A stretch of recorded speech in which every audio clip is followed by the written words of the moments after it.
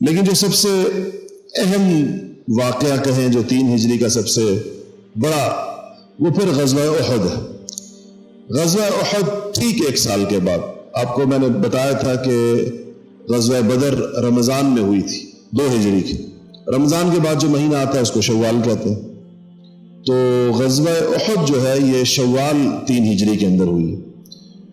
اور اس غزوے کا باعث یہ بنا کہ جو غزوہ بدر میں قریش کو جو شکست فاش ہوئی، ذلت آمیز، ان کے لوگ مارے گئے، پکڑے گئے، فدیہ دے کر چھوٹے، تو قریش مشرکین مکہ انتہائی زخم خوردہ تھے اور انہوں نے غزوہ بدر کا بدلہ لینے کا ارادہ کیا۔ بڑے لوگ تو مارے گئے تھے، ابو جہل، امیہ ابن خلف اور عتبہ، شیبہ، یہ سارے لوگ تو مارے گئے تھے۔ اب جو پیچھے مکہ کی قیادت بچی تھی اس میں کچھ تو ان مقتولین کے بیٹے تھے، جیسا کہ ابو جہل کے بیٹے اکرمہ بن ابی جہل رضی اللہ تعالیٰ عنہ جو بعد مسلمان ہوئے، امیہ ابن خلف کے بیٹے صفوان ابن امیہ رضی اللہ تعالیٰ عنہ بعد میں یہ بھی مسلمان ہوئے،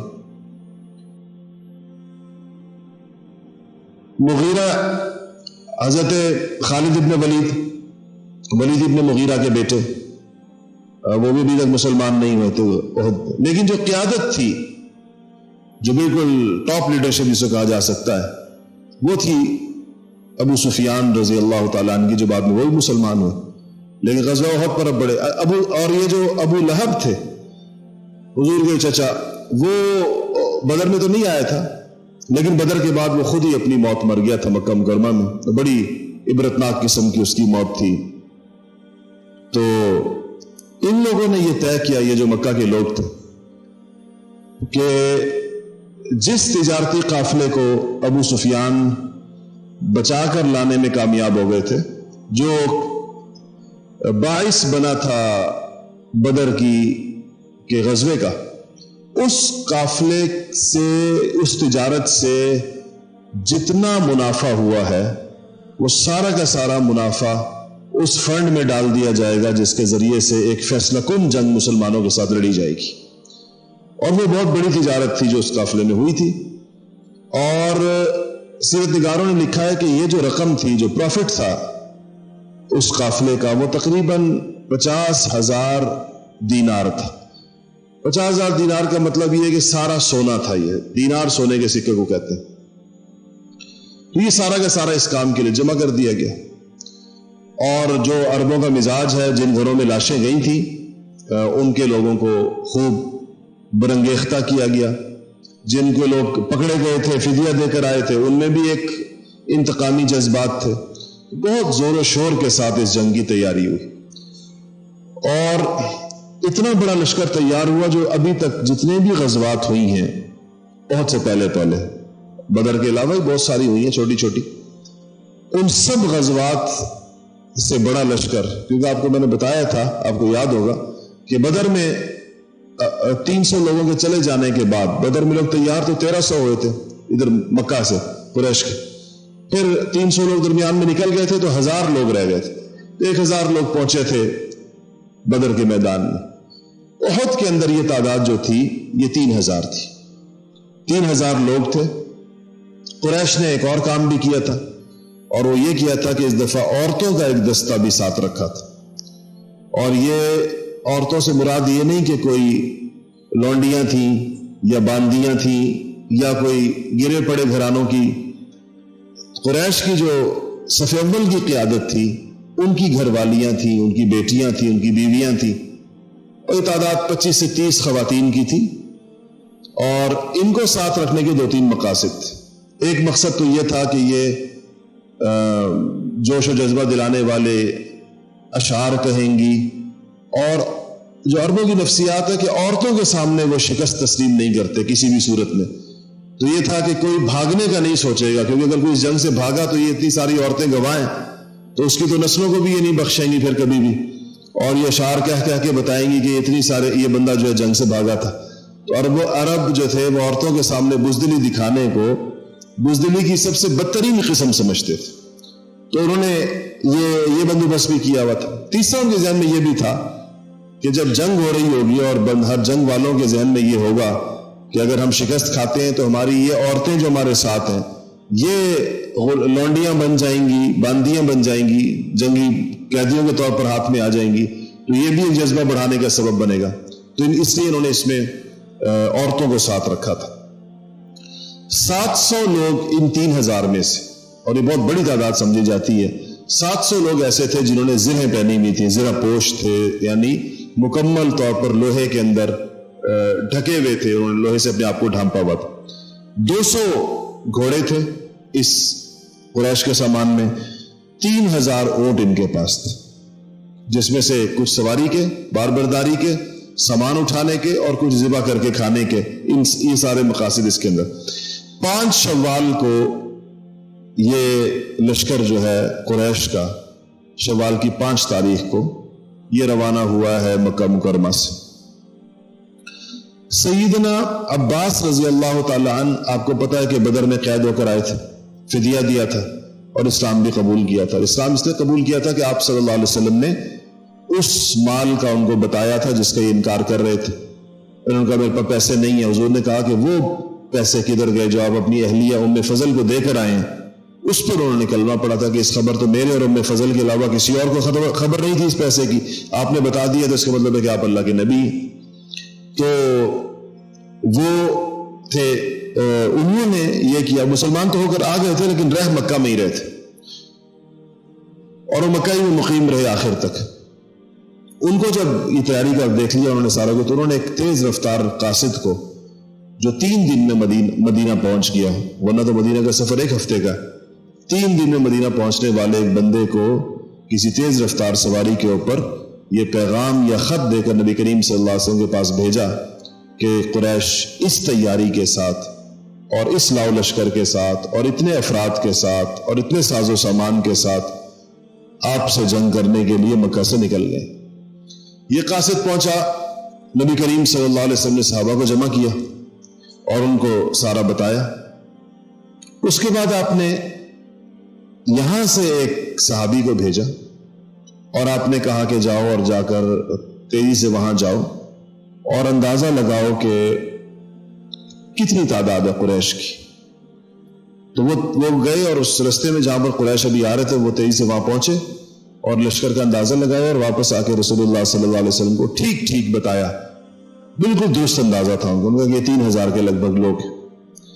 تو اس کے بعد حضور اکرم صلی اللہ علیہ وسلم کے حجر مبارک کے اوپر، مسجد نبوی کے اوپر، مدینہ کے منورہ کے راستوں کے اوپر آپ صلی اللہ علیہ وسلم نے پہرے بٹھا دیے. اور یہ جو 3 لوگ ہیں صحابہ میں سے، نام آپ کو اگر یاد رہیں تو، وہ نبی کریم صلی اللہ علیہ وسلم کے پہرے پہ کھڑے ہوئے اور یہ تینوں اپنے قبائل کے بڑے تھے.